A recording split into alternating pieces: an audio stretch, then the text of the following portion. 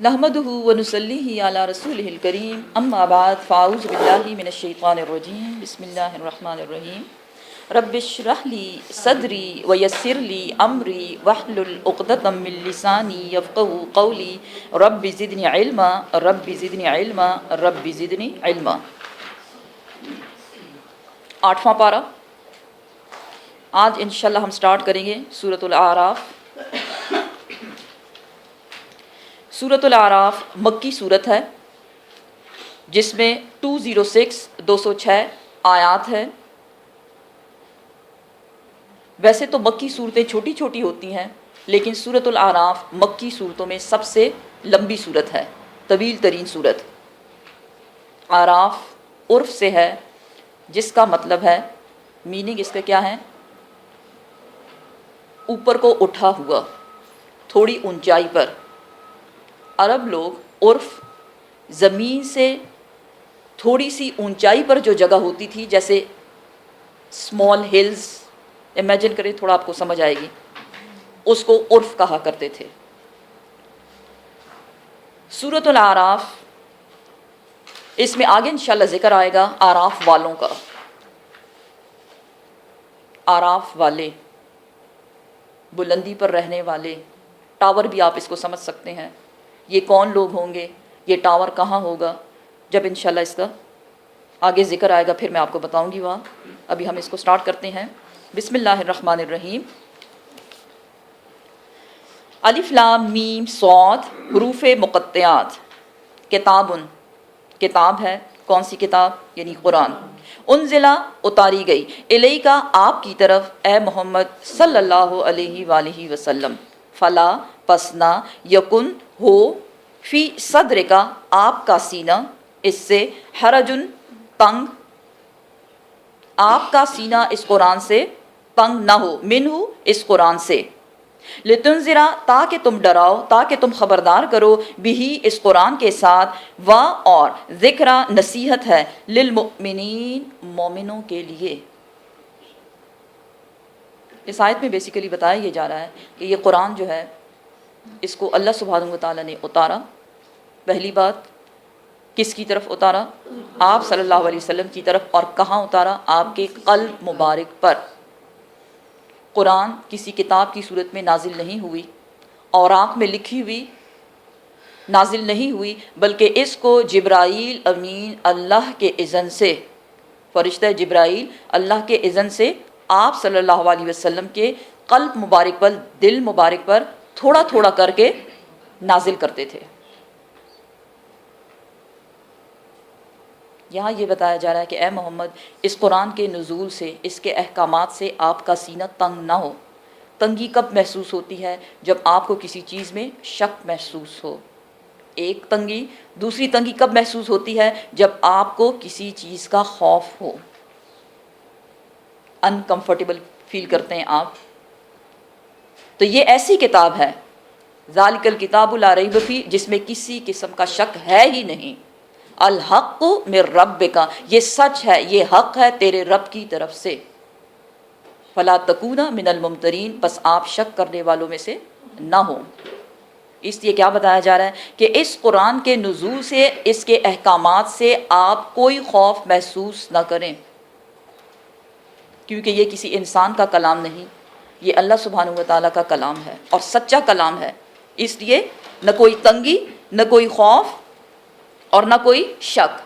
अब मकसद बताया जा रहा है कि ये नाजिल क्यों हुई, लितुनज़िर बिही, ताकि आप इसके साथ ख़बरदार करें लोगों को। ये कौन लोग हैं, किन लोगों के पास आप आए, कुरैश जी, अहले मक्का। अहले मक्का क्या करते थे, अल्लाह की इबादत करते थे जी, मुशरिकीन थे, और वो बहुत पक्के थे अपनी पूजा में। वो अपने बुतों के बहुत ज़्यादा वफादार थे। क्या बताया जा रहा है, इस कुरान से ख़बरदार करो, किसको, उन लोगों को जिनको अल्लाह के बारे में नहीं मालूम। हम क्या कहते हैं, हमने लोगों को कुरान बताया, सुनाया, सिखाया। कौन लोग हैं वो जो अपनी मर्ज़ी से आते हैं हमारी क्लासेस में, ये बड़ी बात है। या वो लोग जो पूजा किसकी करते हैं, बुतों की, और बहुत से बिदआत को अपनाए हुए हैं। آپ ان لوگوں کو خبردار کریں. سورہ مریم میں اللہ سبحانہ تعالیٰ فرماتے ہیں لِتُنذِرَ بِهِ قَوْمًا لُدًّا، لُدّا جھگڑالو قوم. آپ اس قرآن سے خبردار کروائیں، ڈرائیں ان لوگوں کو جو بہت جھگڑالو ہیں.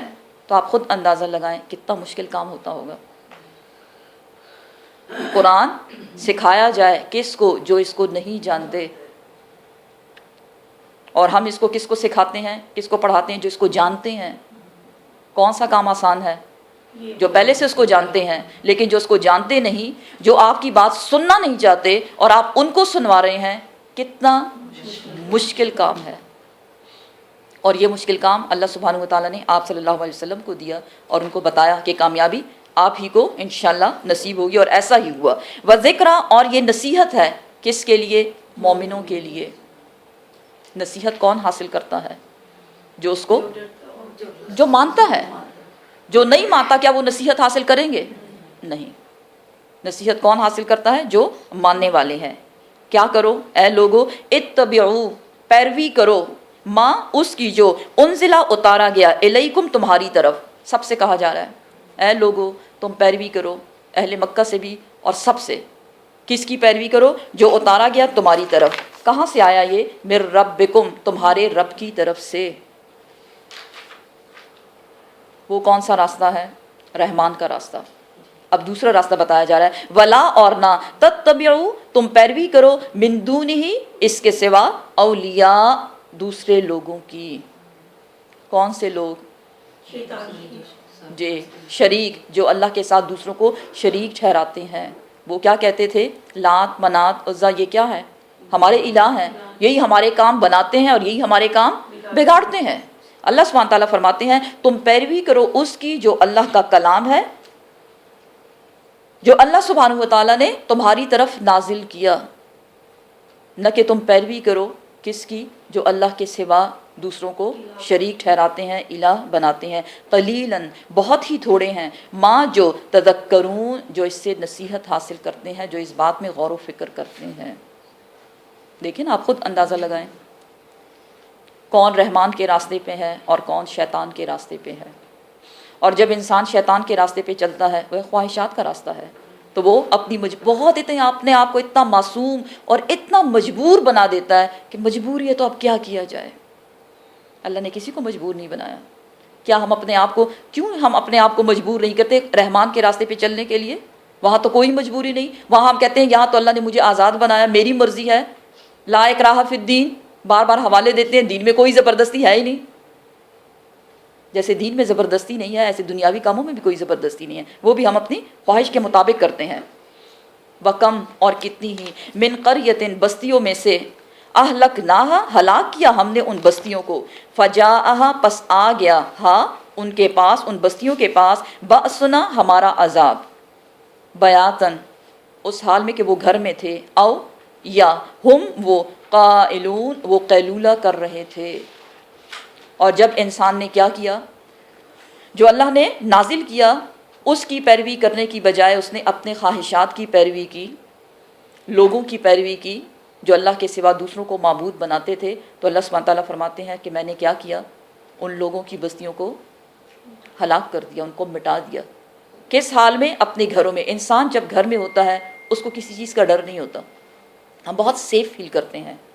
اللہ نے ان کے گھر کے اندر ان کو عذاب سے تباہ کر دیا. اور قائلون، قیلولہ کی حالت میں تھے. قیلولہ مینز دوپہر کا آرام کرنا. وہ کنٹریز جہاں سمر زیادہ لمبا ہوتا ہے، زیادہ ٹف ہوتا ہے، وہاں دوپہر کے وقت سب لوگ سو جاتے ہیں جیسے رات کو سوتے ہیں. ایسے دوپہر کے ٹائم سارے کام بند ہو جاتے ہیں، سب لوگ اپنے گھروں میں ہوتے ہیں اور دوپہر کے وقت وہ آرام کرتے ہیں، جس کو قیلولہ کہتے ہیں. اس وقت ان پہ عذاب آیا. فما، پس نہ، کانا تھا، دعواہم، ان کی پکار، کن کی؟ ان ہلاک ہونے والوں کی. اب ان کی حالت بتائی جا رہی ہے کہ جب ان کے پاس عذاب آیا ان کی حالت کیا تھی. نہ تھی ان کی پکار، اذ، جب، جاءہم، آیا ان کے پاس، بأسنا، ہمارا عذاب، الا، مگر، ان، یہ کہ، قالوا، وہ کہہ رہے تھے، وہ چلا رہے تھے، وہ چیخ رہے تھے. کیا کہہ رہے تھے؟ انا، بے شک ہم، کننا، تھے ہم، ظالمین، ظلم کرنے والے. کیا ظلم کیا انہوں نے؟ شرک. کیونکہ اوپر کی کنٹینیویشن چل رہی ہے نا. ولا تتبعوا من دونہ اولیاء کنٹینویشن چل رہی ہے. پھر انسان کو خبر ہوتی ہے کہ یار میں تو غلط راستے پہ تھا، یہ مجھ سے کیا ہو گیا. اللہ سبحانہ تعالیٰ فرماتے ہیں سورۃ الانبیاء میں قالوا یا ویلتنا انا کنا ظالمین. جب ان کے پاس عذاب آتا ہے تو وہ کیا کہتے ہیں؟ ہائے کمبختی ہماری، ہم ہی ظلم کرنے والے تھے. انسان کو احساس کب ہوتا ہے ظلم کرنے کا یا اس کی برائی کا یا وہ غلط راستے پہ تھا؟ جانتے ہیں آپ پکڑ کب ہوتی ہے؟ جب موت کا فرشتہ آتا ہے. یہ یاد رکھیں، جب موت کا فرشتہ انسان کے پاس آتا ہے، اگر وہ روشن چہرے والا ہے، چمکتے چہروں کے ساتھ اگر موت کا فرشتہ آتا ہے تو آپ سمجھ جائیں آپ کامیاب ہیں. سٹارٹ فرسٹ، پہلا پوائنٹ. قیامت تو بعد میں آئے گی نا، ٹھیک ہے نا، وہ تو فار ایور والا رزلٹ وہاں سنایا جائے گا. لیکن جب موت کا فرشتہ مونسٹر بن کے سامنے آئے، استغفر اللہ، تو سمجھ جائیں کہ انسان کی خرابی ہے. بس ہو گئی یہیں سے خرابی، آخر تک ساری خرابی ہی خرابی ہے. کیونکہ قبر میں آپ کے گناہ کہاں سے بخشوائے جائیں گے؟ آپ کا عمل آپ اپنے ساتھ لے گئے ہیں. اور انسان کو سمجھ کب آتی ہے؟ جب اس پہ سخت وقت آتا ہے. نعمت کی قدر، اللہ نے اتنی نعمتیں ہمیں دی ہیں لیکن انسان اس کی قدر نہیں کرتا. اسپیشلی کون سی نعمت؟ Body parts. سب سے پہلے باڈی پارٹس. بہت کم لوگ ہوتے ہیں جو کہتے ہیں الحمدللہ الحمدللہ، یا اللہ تو نے مجھے صحیح سلامت باڈی دی ہے. ہر انسان کا رونا میرے پاس یہ نہیں، میرے پاس وہ نہیں، میرے پاس یہ نہیں. لیکن جب خدا نخواستہ کسی کا ہاتھ کٹ جائے یا اس کا پاؤں کٹ جائے یا اس کی آنکھ ضائع ہو جائے، کوئی ایک باڈی پارٹ، پھر انسان کیا کہتا ہے؟ اللہ یہ کیا ہو گیا؟ پھر اس کو قدر آتی ہے. کیونکہ یہ باڈی ہم نے خریدی نہیں، اس لیے ہم اس کو فار گرانٹیڈ لیتے ہیں. ہم اپنی چیزوں کو سنبھال کے کیوں رکھتے ہیں؟ کیونکہ ان کو ہم نے خریدا ہوا ہے، اس کی قیمت ہم نے دی ہوئی ہے. لیکن اپنی باڈی کی ہم نے کوئی قیمت دی نہیں. اللہ نے مفت میں پکڑا دی اتنی ساری چیزیں، اس لیے ہم کہتے ہیں چلو بس مل گئی ہے نا تو کیا ہوا. تو انسان کو افسوس کب ہوتا ہے، اس کو ہوش کب آتی ہے؟ جب موت کا فرشتہ آتا ہے. ان لوگوں نے کیا کیا جب ان پہ عذاب آیا؟ کیونکہ عذاب ایسے نہیں آتا کہ بس اچانک سے عذاب آ گیا. پیغمبر سمجھاتے ہیں اپنی امتوں کو، بار بار ان کو سمجھایا جاتا ہے. اور اہل مکہ تو اس قدر ہٹ درم ہو گئے تھے کہ وہ آپ صلی اللہ علیہ وسلم سے بار بار کہتے تھے کہ کب آئے گا وہ عذاب. ویسی دھمکی دیتے رہتے ہو، کب آئے گا عذاب، کب آئے گا عذاب. باقی پیغمبروں کی امتوں پر عذاب آیا، پیغمبر کو بچایا گیا اور چند ماننے والوں کو جو سچے تھے اپنے ایمان میں، باقی سب صفایا. لیکن آپ صلی اللہ علیہ وسلم کی امت پر اللہ سبحانہ و تعالیٰ نے ان کو اس بڑے عذاب سے بچایا ہوا ہے. چھوٹے چھوٹے عذاب جھنجھوڑنے کے لیے انسان کو. اب لاسٹ ویک جو زلزلہ آیا پاکستان میں، سب لوگ بہت ڈر گئے. زلزلے کیوں آتے ہیں؟ یہ بھی اللہ کا عذاب ہے نا. جب زمین پر بے حیائی حد سے گزر جائے، اور بے حیائی میں بہت کچھ شامل ہے، آپ سب لوگ ماشاءاللہ سمجھدار ہیں. جب بے حیائی حد سے بڑھ جاتی ہے، جب گندگی زمین پہ بہت زیادہ ہو جائے. دیکھیں جب ہم گندے ہو جاتے ہیں، فار ایگزامپل ڈسٹ لئی ہم نے جھاڑ دیا، اب زمین پہ جب گندگی بہت زیادہ ہو جاتی ہے تو وہ جی کانپتی ہے، وہ شیک کرتی ہے. دوسری طرف اگر دیکھا جائے، کچھ ایسی ٹریٹمنٹس ہوتی ہیں، کچھ ایسی بیماریاں ہوتی ہیں جس پہ ڈاکٹرز کہتے ہیں کہ الیکٹرک شاک لگانا پڑے گا. الیکٹرک شاک دوائی کے طور پہ، میڈیسن کیور کرنے کے لیے. ارتھ کوئک یہ بھی اگر دیکھا جائے تو شاکس تھے ہم انسانوں کے لیے. اے انسان جاگ جا، کیا کر رہا ہے تو؟ کچھ ہوش کر، بس کر دے، اپنی بے حیائی کو چھوڑ دے، گناہوں کو چھوڑ دے تو. اس لیے بہت لوگ ڈر گئے تھے. ڈرنے کا وقت بھی تھا. استغفار کرنا چاہیے ہم سب کو. استغفر اللہ ربی من کل ذنب واتوب الیہ. اور یہ اللہ کا طریقہ ہے، یہ اس کی سنت ہے. جو نہیں مانے گا اللہ کو، اس کو منوانے سے کوئی وہ نہیں، کوئی غرض نہیں.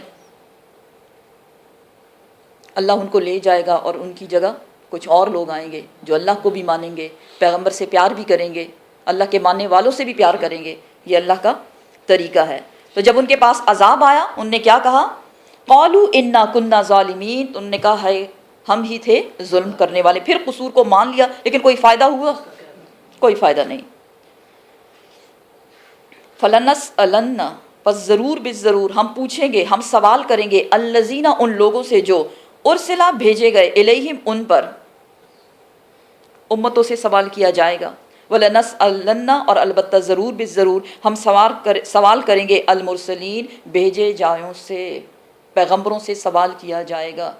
یہ مضمون پیچھے ہم پڑھ بھی چکے کہ اللہ سوال کرے گا رسولوں سے کہ کیا جواب ملا تم کو جب تم نے لوگوں کو میری ہدایات، میرے احکامات پہنچائے، تو رسول کیا کہیں گے کہ ہمیں نہیں پتہ یا اللہ، ہم نے تو اس وقت دے دیا تھا، تیرا حکم ان کو سنا دیا تھا، لیکن اس کے بعد ہم ان میں باقی نہیں رہے، کہ امت نے دین کا کیا حال کر دیا۔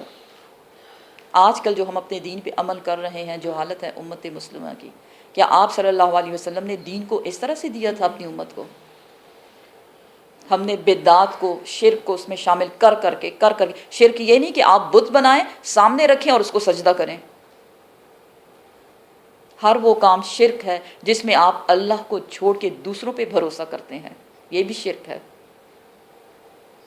تو بدعات کو شامل کر کے اپنے دین کا کباڑہ کر دیا، اس کا حلیہ ہی بگاڑ دیا۔ قیامت کے روز اللہ سبحانہ تعالیٰ فرماتے ہیں کہ پوچھا جائے گا، ہر انسان سے پوچھا جائے گا، ہر انسان سے اس کی رعیت کے بارے میں پوچھا جائے گا۔ حدیث شریف کا مفہوم ہے کہ جس انسان کو جو چیز دی گئی، فار ایگزامپل ہمیں کیا دیا گیا، ہمارے بچوں کے بارے میں ہم سے سوال کیا جائے گا۔ اگر آج ہمیں بہت گلے شکوے ہیں اپنے بچوں سے، سوچیں آپ اپنے گریبان میں جھانک کے، کیا تربیت کی ہے ہم نے اپنے بچوں کی؟ کیا ہم نے اسلامک طریقے سے ان کی تربیت کی؟ اگر نہیں کی تو ہم ان کو کیسے، ہم ان سے یہ ایکسپیکٹیشن رکھ سکتے ہیں کہ وہ مومن ہوں، اللہ ان کو مومن بنا دے، لیکن کتنی محنت کی ہے آپ نے ان کو مومن بنانے میں؟ اگر نہیں کی تو پھر ہم گلے شکوے کیوں کریں؟ قیامت کے روز ہر انسان سے اس کی رعیت کے بارے میں، ہر وہ چیز جو اس کے انڈر تھی اس کے بارے میں اس سے پوچھا جائے گا کہ تم نے اپنا فرض کیسے نبھایا۔ اکثر ہم اپنے فرائض کو چھوڑ دیتے ہیں کیونکہ ہم کیا کہتے ہیں، وہ بھی تو نہیں کر رہا، فلاں نہیں کر رہا، فلاں نہیں کر رہا۔ بھئی فلاں سے، اس کے بارے میں اللہ اس سے پوچھے گا، اللہ آپ سے نہیں پوچھے گا کہ فلاں نے یہ کام کیوں نہیں کیا۔ اکثر لوگ دین پر عمل کرنے سے تھوڑے سے کیا کرتے ہیں، ہچکچاتے ہیں، ہے لوگ کیا کہیں گے۔ بھئی اللہ آپ سے پوچھے گا آپ نے اپنے دین کا کیا حال کیا، تو اپنے آپ کو تیار رکھیں اللہ کو جواب دینے کے لیے، کیونکہ یہ جواب ہر انسان دے گا۔ ہر انسان سے قیامت کے دن کچھ سوال کیے جائیں گے، اور ان سوالوں کا جواب دیے بغیر وہ ایک قدم بھی نہ آگے بڑھ سکے گا اور نہ پیچھے ہٹ سکے گا۔ اسی طرح پیغمبروں سے بھی پوچھا جائے گا، تم گئے کیا کیا تم نے، کتنی محنتیں کی۔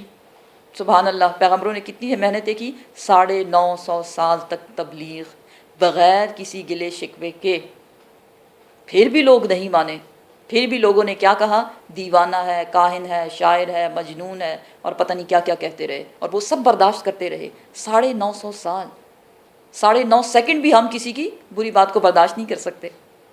ہے ایسا کہہ دیا، کیوں کہہ دیا؟ بھئی کہہ دیا، پیغمبروں نے تھوڑا سنا تھا۔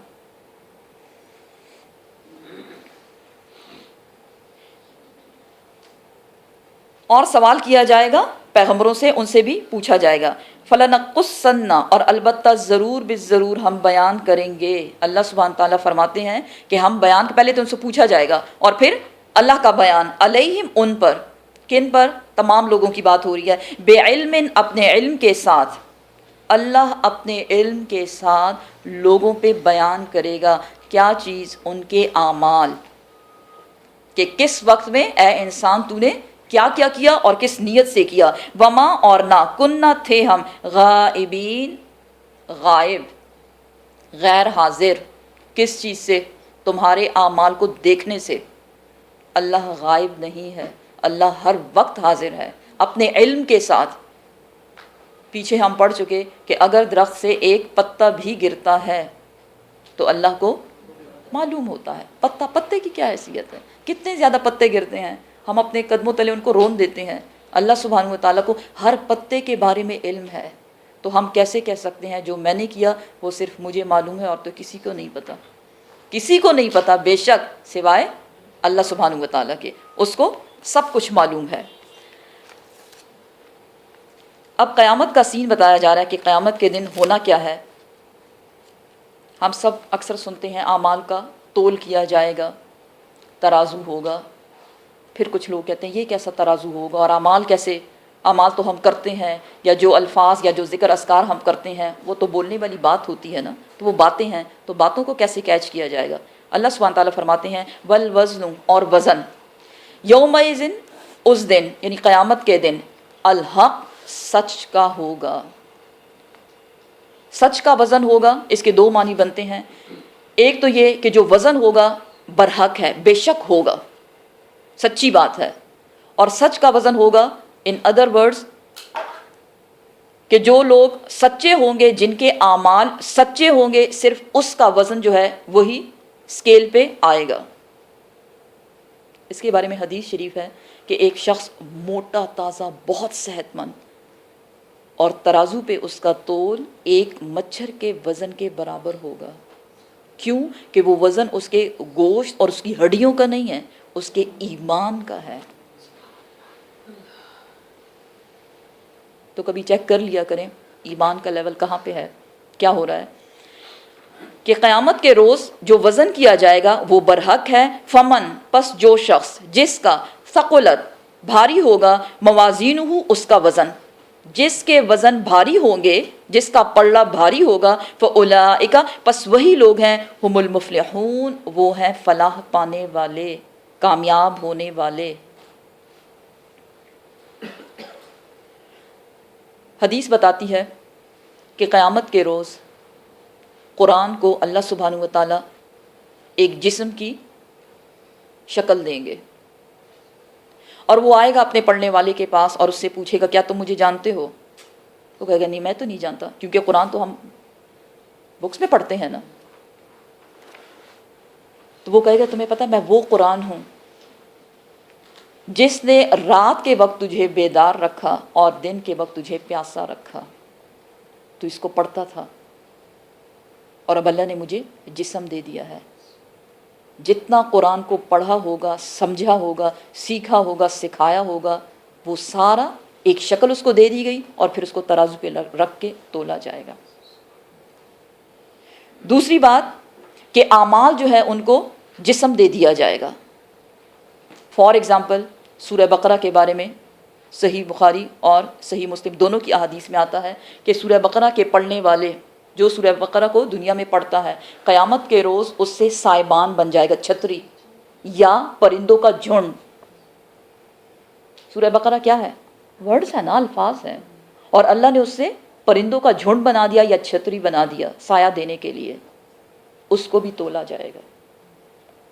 اعمال کو جسم دیا گیا اور اس کو تولا جائے گا. ایک اور چیز جو تولی جائے گی، یہ بھی حدیث سے ہمیں پتہ چلتی ہے، وہ ہے کتاب. کون سی کتاب؟ جس میں ہمارے اعمال لکھے جا چکے. اور اس کی دلیل اس بات سے ہے کہ آپ صلی اللہ علیہ وسلم نے فرمایا قیامت کے روز ایک شخص آئے گا جس کے 99 رجسٹر ہوں گے اعمال کے، اس نے اتنے زیادہ عمل کیے ہوں گے. اور دوسری طرف ایک ایسا شخص کہ جس نے لا الہ الا اللہ کو صدق کے دل سے پڑھا اور اس پہ عمل بھی کیا. پڑھائی صرف تو زبان کی ہوتی ہے نا، بڑی بات کیا ہے کہ آپ اس پہ عمل کریں. عمل کیا ہے؟ لا الہ الا اللہ پہ عمل کیا ہے؟ صرف اور صرف اللہ سبحانہ و تعالیٰ کو اپنا الہ سمجھنا، مینز اس نے کوئی شرک نہیں کیا. بہت بڑی بات ہے یہ، کیونکہ ہم بھی زبان سے لا الہ الا اللہ بولتے ہیں، لیکن جب تھوڑی سی مصیبت آئے ہم ادھر ادھر دیکھتے ہیں کون ہوگا ہمارا مددگار، کہاں گیا توکل علی اللہ. ایک طرف 99 رجسٹر، دوسری طرف لا الہ الا اللہ جس کو ایک چھوٹے سے کاغذ کے ٹکڑے پہ لکھا گیا ہے. اور جب اس کو ترازو میں رکھا جائے گا 99 رجسٹر اوپر چلے جائیں گے، کوئی ویٹ ہی نہیں، اور وہ لا الہ الا اللہ کا ایک چھوٹا سا ٹکڑا وہ نیچے آ گیا، ترازو بھاری ہو گیا. اسی طرح انسان کے جسموں کو تولا جائے گا، لیکن وہ دوبارہ میں آپ کو یہ بتاؤں کہ وہ گوشت اور ہڈیوں کا ویٹ نہیں ہوگا، انسان کے جسم کے اندر جو ایمان ہے اس کا ویٹ ہوگا. اس بات کی دلیل ہمیں ایک حدیث شریف سے ملتی ہے کہ ابن مسعود جو تھے ان کی پنڈلیاں، ان کے پاؤں بہت پتلے پتلے تھے. تو ایک بار صحابہ کرام نے تھوڑا سا ہنسی مذاق کی ان کے ساتھ آپ صلی اللہ علیہ وسلم نے فرمایا اس کا مذاق نہ اڑاؤ، اس کی یہ پتلی پتلی پنڈلیاں جو ہیں، پاؤں جو ہیں ان کے، یہ احد پہاڑ سے بھی بڑھ کر بھاری ہیں ترازو پر۔ کیا تھا اس میں؟ گوشت تو اس میں ہے نہیں، ہڈیاں ہی ہڈیاں ہیں، تو کیا تھا اس میں؟ ایمان۔ ایمان، جی ایمان کا وزن۔ تو ہمیں دیکھنا کیا ہے، کس چیز کی حفاظت بہت زیادہ ضروری ہے؟ ایمان کی۔ کہاں سے آئے گا یہ ایمان؟ ایمان کدھر سے آتا ہے؟ کس مارکیٹ میں ملتا ہے؟ کہاں سے ہم خریدیں گے اس کو؟ جی قرآن سے۔ کھولیں قرآن کو، پڑھیں اس کو۔ جس قدر آپ قرآن کو پڑھتے ہیں ایمان کا لیول اوپر بڑھتا جاتا ہے۔ دیکھیں اللہ نے ہمیں باڈی دی، الحمدللہ ہم کتنی حفاظت کرتے ہیں اس کی، لیکن اگر ہم اس کو ایسے ہی چھوڑ دیں، چلو بس ٹھیک ہے نا، کھا رہے ہیں پی رہے ہیں، نہ صفائی نہ ستھرائی، کوئی خیال نہیں، تو جسم کا کیا ہوگا؟ خراب ہو جائے گا، گندا ہو جائے گا، کوئی ہمارے قریب نہیں آئے گا۔ ہم لوگوں نے کیا کیا؟ جسم کی صفائی ستھرائی میں اس قدر بزی ہو گئے کہ ایمان کی صفائی ستھرائی خیر خیریت۔ قرآن کی آیت ہے یا ایھا الذین آمنوا، یا ایھا الذین آمنوا آمنو، اے ایمان والو ایمان لاؤ۔ ایمان والے ایمان لائیں۔ آپ صلی اللہ علیہ وسلم نے فرمایا ایمان کی تجدید کر لیا کرو۔ کیوں؟ کہ یہ تمہارے سینے میں ایسے پرانا ہو جاتا ہے جیسے تمہارے بدن پر کپڑے۔ تو یہ کافی نہیں ہے کہ ہم ایک مسلمان گھر میں پیدا ہوئے، بچپن میں ہم نے قرآن پڑھ لیا، دیٹس اٹ، 5 وقت کی ہم نماز پڑھ رہے ہیں، بس یہ ٹھیک ہے، اتنا کافی ہے نا؟ نہیں، اللہ نے جو آپ کو رسپانسبلٹیز دی ہیں اس کے متعلق آپ سے پوچھا جائے گا۔ جتنی زیادہ فیسلٹیز اتنی زیادہ پوچھ، کیا کیا تم نے؟ اتنے زیادہ میں نے ریسورسز دیے ہوئے تھے اللہ کے پیغام کو دوسروں تک پہنچانے کے لیے، لیکن ان ریسورسز کو تم نے کس لیے استعمال کیا؟ چینل بدلتے، ادھر ادھر کی خرافات دیکھتے ہوئے، بس اسی میں ٹائم ویسٹ کر لیا۔ پھر انسان کو اس کا جواب دینا پڑے گا۔ تو جس کے اعمال کے وزن جو ہے وہ بھاری ہوں گے، ظاہر ہے بھاری اور ہلکا پن تولا تو سب کچھ جائے گا، لیکن وہ اعمال جو اللہ کو قبول ہو چکے ہیں، جو نیک اعمال تھے، جو ایمان کی حالت میں نیک اعمال کیے گئے تھے، صرف وزن اسی کا شو ہوگا۔ اور اس کے علاوہ چاہے نیکیوں کے پہاڑ کوئی لے کر آئے، لیکن وہ نیکیاں ایمان کے بغیر کی گئی تھی، اس کی مثال مچھر کے پر کے وزن کے برابر، جو کچھ بھی نہیں ہے۔ اللہ سبحانہ تعالیٰ فرماتے ہیں سورۃ القاریہ میں فَأَمَّا مَنْ ثَقُلَتْ مَوَازِينُهُ، اور وہ لوگ جن کے اعمال کے وزن بھاری ہوں گے، فَهُوَ فِي عِيشَةٍ رَاضِيَةٍ، پس وہ اپنی پسند کی زندگی میں ہوگا۔ یہاں ہمیں چاہیے نا اپنی پسند کی زندگی، اور اپنی پسند کی زندگی کے لیے ہم دن رات دوڑتے رہتے ہیں۔ پھر جب اللہ کی بات آتی ہے، آخرت کی بات آتی ہے، ہم کہتے ہیں ٹائم ہی نہیں ہے یار، کیا کریں؟ بہت آسان سا جملہ ہر ایک سے سننے میں ملتا ہے، ٹائم ہی نہیں ہے۔ سوچیں آپ اپنا ٹائم کہاں لگا رہے ہیں جب آپ کے پاس ٹائم نہیں ہے؟ یہ ٹائم اللہ نے آپ کو اس لیے دیا تھا کہ جا کے دنیا میں اس کو صرف کر دیں، اور آخرت کی کوئی ہوش ہی نہیں۔ لیکن دوسری طرف کون ہوں گے؟ وَأَمَّا مَنْ خَفَّتْ مَوَازِينُهُ فَأُمُّهُ هَاوِيَةٌ، پس وہ لوگ جن کے اعمال کے وزن ہلکے ہوں گے، ان کا ٹھکانہ ہاویہ ہے۔ وَمَا أَدْرَاكَ مَا هِيَ، اور تمہیں کیا پتا کہ ہاویہ ہے کیا؟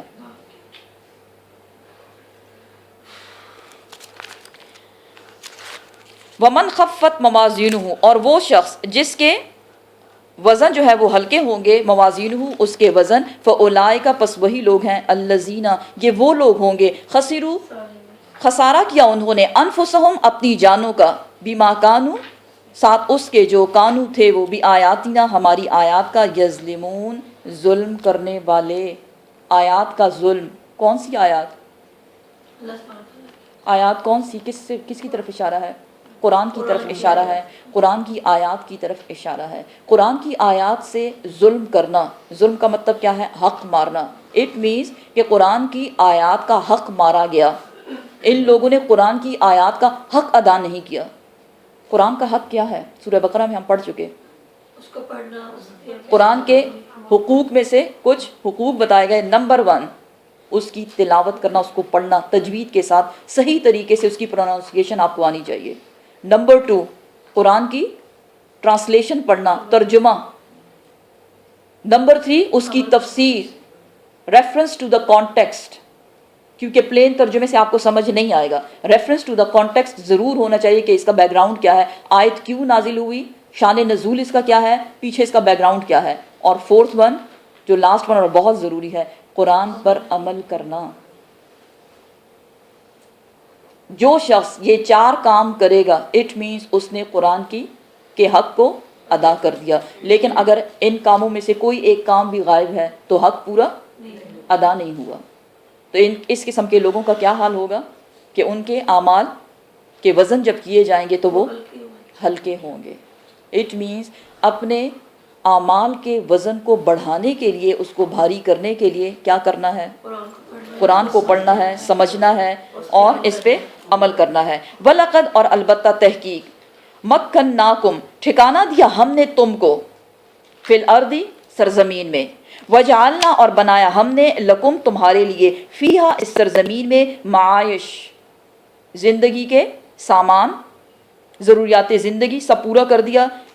قلیلاً بہت تھوڑے ہیں, ما جو تشکرون جو تم شکر ادا کرتے ہو, بہت تھوڑا شکر ادا کرتے ہو. اے انسان, اعمال کے بارے میں بتانے کے بعد اللہ سبحانہ وتعالیٰ نے دوبارہ زندگی کا ریمائنڈر ہمیں دیا. زندگی میں دیکھو اللہ نے کیا کچھ دیا تمہیں, اللہ نے تمہیں بسا دیا. انہی گھروں میں اسی سرزمین پر وہ لوگ بھی بستے تھے جن پہ اللہ کا عذاب آیا, ختم ہو گئے, وہ چلے گئے ہیں. اب اللہ نے اس سرزمین کا تمہیں جاندشین بنا لیا ہے, اور صرف زمین میں تمہیں بسایا نہیں, صرف گھر نہیں دیے, ان گھروں میں ساری کی ساری فیسلٹیز کس نے دی, اللہ سبحانہ وتعالیٰ نے. دیکھیں انسان نے ہر مشین بنا لی ہے, لیکن انسان نے کیسی بنائی وہ مشین, اللہ نے اس کے ذہن میں وہ آئیڈیاز ڈالے. ہے نا ایسا, کیا انسان کا اپنا کوئی آئیڈیا تھا؟ انسان کا اپنا کوئی آئیڈیا نہیں تھا. آنکھ کو دیکھ کر اس نے کیمرہ بنایا, ہمارے برینز کو دیکھ کر, ہماری میموریز جو اللہ نے ہمارے ذہنوں میں ڈالی ہوئی اس کو دیکھ کر کمپیوٹر, لیپ ٹاپ اور سب کچھ آگے ساری اس کی فیملی میں آتے ہیں. تو یہ سب چیزیں کہاں سے انسان نے بنائی؟ اللہ سبحانہ وتعالیٰ کی رحمت سے, اس کے رحم سے, اس کے کرم سے اللہ نے زندگی گزارنے کے تمام سامان تم کو دے دیے. تو ہونا تو یہ چاہیے تھا کہ تو شکر ادا کرتا, لیکن انسان تو شکر ادا نہیں کرتا. اللہ سبحانہ وتعالیٰ نے اتنی زیادہ نعمتیں ہمیں دی. اللہ سبحانہ وتعالیٰ فرماتے ہیں